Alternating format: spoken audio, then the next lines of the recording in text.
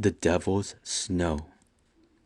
Dan, Erica, Allie, Terrell, and Hunter were all friends from university. One cold morning, they all woke up very early.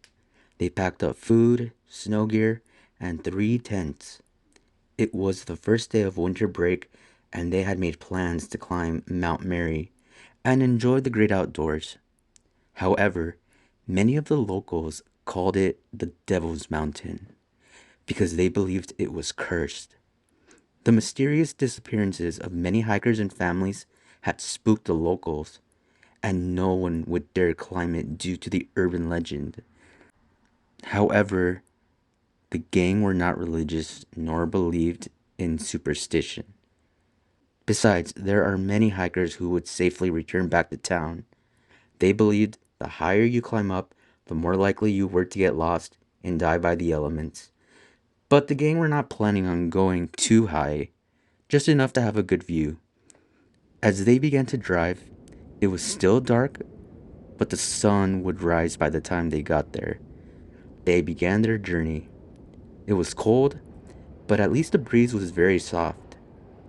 As soon as they found a good spot to camp, they began to snow ski, snowboard, snow fight. Hunter spotted something in the distance. He called the rest of the gang and told them he thought he saw three cabins. They went over and they saw them too. They were a little shocked. There is no way someone could live out here, and no one ever mentioned anything about cabins, they told each other. They decided to go investigate it. The cabins were dark and empty, but the doors were unlocked. There was no furniture, but they did have a fireplace for warmth. The gang felt like they hit a jackpot. It would be far easier to keep warm and start a fire in these cabins. Because Erica and Dan and Allie and Tyrell were couples, they each took one cabin. Hunter would stay in the third cabin by himself. They spent the rest of the day setting up their tents inside the cabins, cleaning, and then collecting wood to thaw inside. When it got dark, they all gathered inside of Dan and Erica's cabin since it was slightly bigger. They ate the food they had brought afterwards, and then they all pushed their cushions against a corner to lean against the wall. This is when the beers came out, and Dan shared his bag of grass. They were just young college kids being college kids. They began to tell scary stories. This led to the topic of the urban legend, which gave Mount Mary the name the Devil's Mountain. Because Dan was a good storyteller, he told the story of Emil Patel. Back in the early 1950s, a foreign man traveled to the States. Emil was a man who liked to keep to himself, especially when it came to exploring the great outdoors. When he came across Mount Mary, he knew he had to climb it. However, Emil went missing and never returned. It wasn't until a couple of days when a helicopter spotted him and he was rescued. By some sort of miracle, he was still alive and ended up making a full recovery.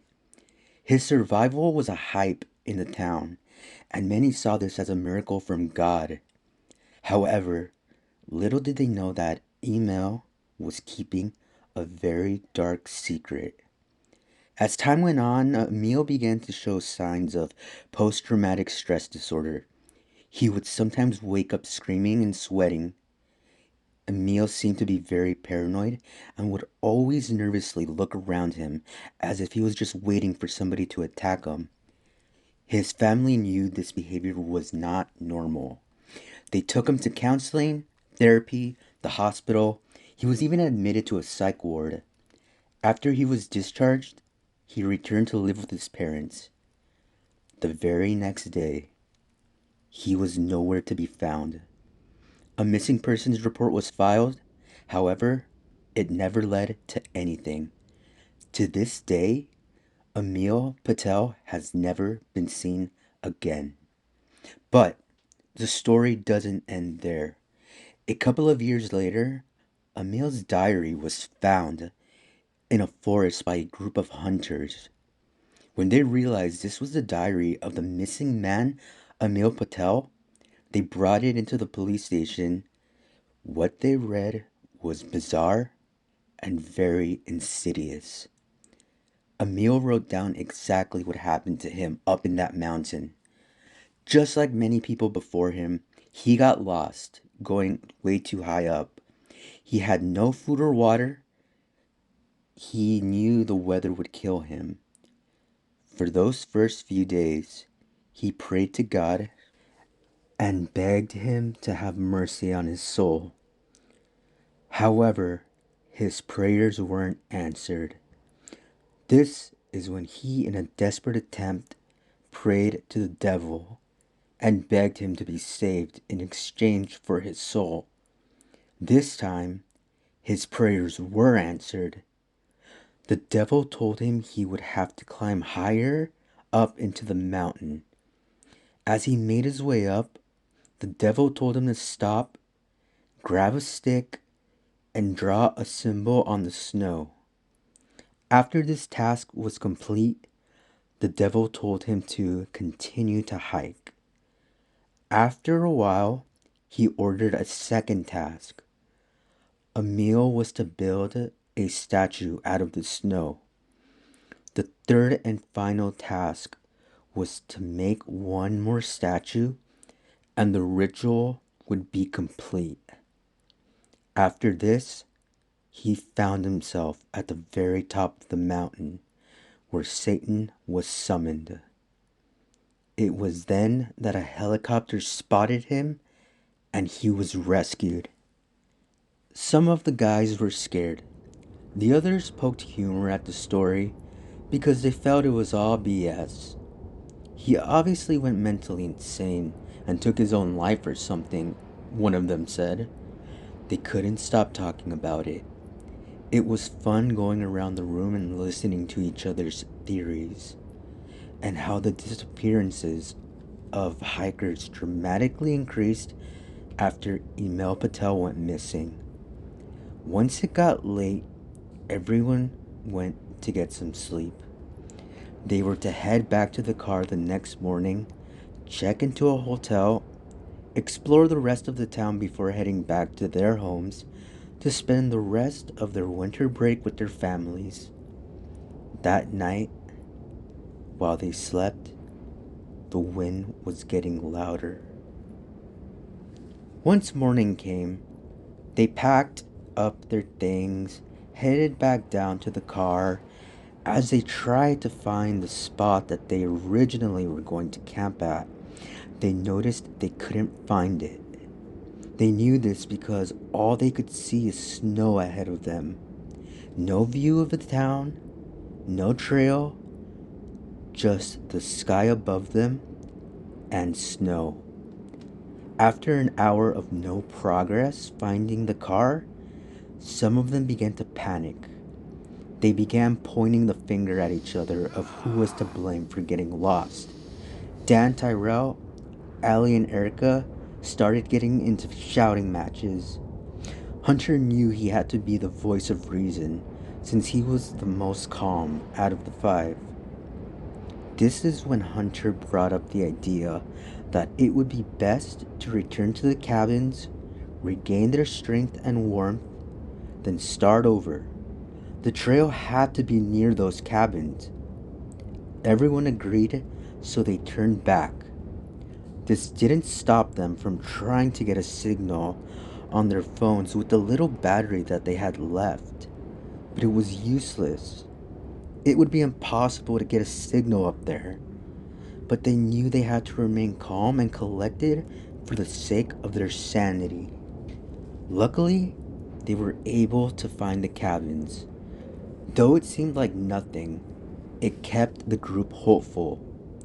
They made another fire with the leftover wood they had gathered the day prior and ate the last of the food they had brought. They began to contemplate whether they should get some rest or hurry back before it gets dark. This led to another verbal altercation between the friends. One couple wanted to leave before it got dark, while the others thought it'd be a better idea to just stay put. All of a sudden, Hunter's phone began to ring. The whole group was shocked and told Hunter to immediately answer it, hoping they can finally get some help. They gathered around Hunter, but before he can even greet the caller, they were met with one of the most bizarre and insidious sounds ever.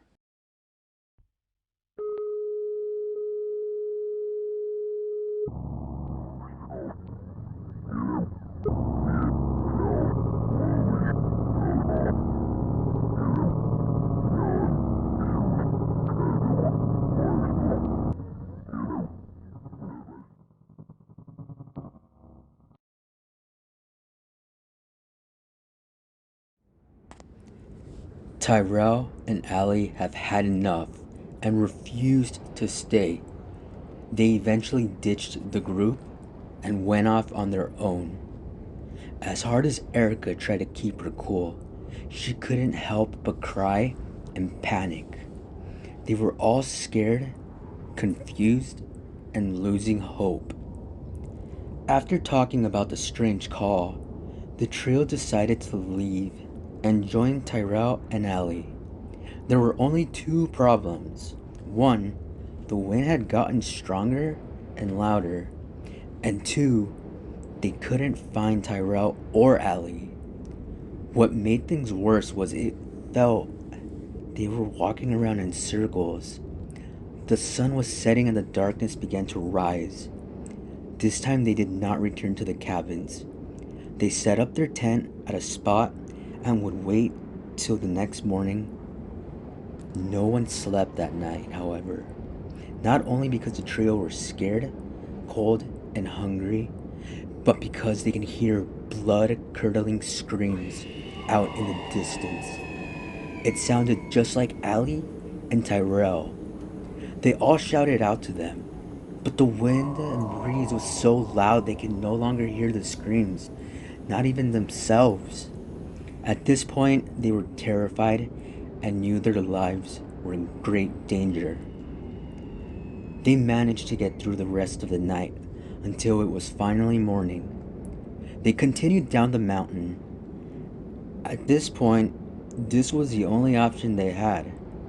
As they hurried, Dan came upon something. It was a satanic symbol of some sort drawn into the snow. Around it appeared to be blood. This is when Dan began to have a mental breakdown and sprinted away from Erica and Hunter, screaming his head off. The two ran after him, but he was gone. As much as they looked and shouted for him, he was nowhere to be found. But what they did find an hour later was Dan's clothes covered in blood. Just above it was a very insidious statue made out of the snow. This is when the last two of the group set up the tent. They held both hands together and began to pray. They prayed and prayed, knowing this was the only thing left they can do. They fell asleep. An hour later, Hunter woke up to find himself completely alone. Erica was not there. Luckily, there was still sunlight. Hunter shouted for Erica, but couldn't find her. It is as if she vanished into thin air. At this point, Hunter was the only one left, and he accepted his fate by continuing his journey before freezing to death. As he hiked, he looked up and realized he was almost at the top of the Devil's Mountain. Have they been traveling higher up instead of lower? Hunter wondered to himself. In the distance, he can see something. It looked like a man. As he got closer, it looked like another statue made out of snow. He walked towards it, only to find himself looking into the eyes of something pure evil. An avalanche was triggered, came down with it, getting buried under the snow.